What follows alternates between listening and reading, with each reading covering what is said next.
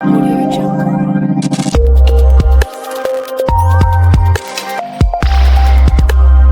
आजच महाराष्ट्र त्रिलोक न्यूज चॅनलला सबस्क्राईब करा आणि बेल आयकॉन अवश्य दाबा.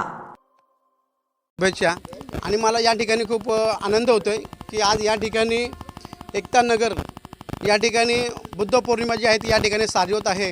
आणि या बुद्ध पौर्णिमेनिमित्त या ठिकाणी मी आपल्या सर्वांना एक संदेश देऊ इच्छितो की भगवान गौतम बुद्धांनी आपल्याला जे काही 5 पंचशिला दिलेलं आहे त्या पंचशिलाचं आपण या ठिकाणी पालन करायचं आहे पहिल्यांदा. आणि त्याच्यानंतर आपण या ठिकाणी जे बौद्ध साहित्य आहे हे बौद्ध साहित्य आपण या ठिकाणी वाचलं पाहिजे. आपल्या मुलांमध्ये महिलांमध्ये विशेषतः करून या ठिकाणी आपण रोज संध्याकाळी लहान मुलांसोबत त्रिसनम पंचशील जे आहे ते घेतलं पाहिजे. आज भगवान गौतम बुद्ध आणि डॉक्टर बाबासाहेब आंबेडकर हे जागतिक दर्जाचे विद्वान आपल्याला सारख्या माणसांना लाभलेत ही आपल्यासाठी खूप अभिमानाची गोष्ट आहे.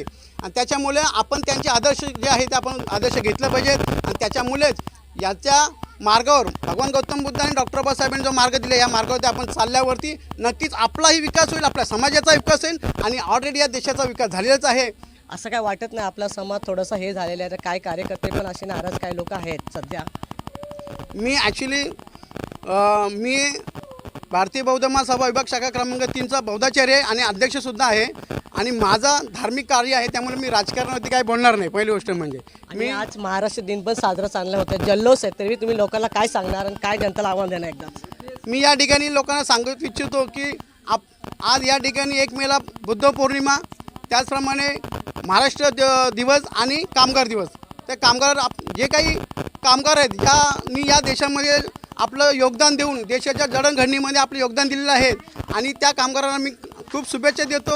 आणि या कामगारांना बाबासाहेबांनी ज्यावेळेस कामगार मंत्री होते त्यावेळेस कामगार मंत्री असताना बाबासाहेबांनी कामगारांना जे काही अधिकार दिलेले आहेत त्या अधिकारांचं सुद्धा कामगारांनी एक भान ठेवलं पाहिजे. आणि बाबासाहेबांबद्दल सुद्धा एक कृतज्ञता व्यक्त केली पाहिजे की बाबासाहेबांमुळे आज कामगार जो आहे तो हा कामगार संघटित आहे आणि चांगला परिवारामध्ये चांगला त्यांचा परिवार जे आहे ते सुखी झालेला आहे. आज नावडा पाट्यामध्ये बुद्ध जयंती साजरी होते, कार्यकर्ते एवढी जनता बसलेली आहे, तुम्ही जनतेला एकदा काय सांगणार आणि तुम्ही काय संदेश देणार?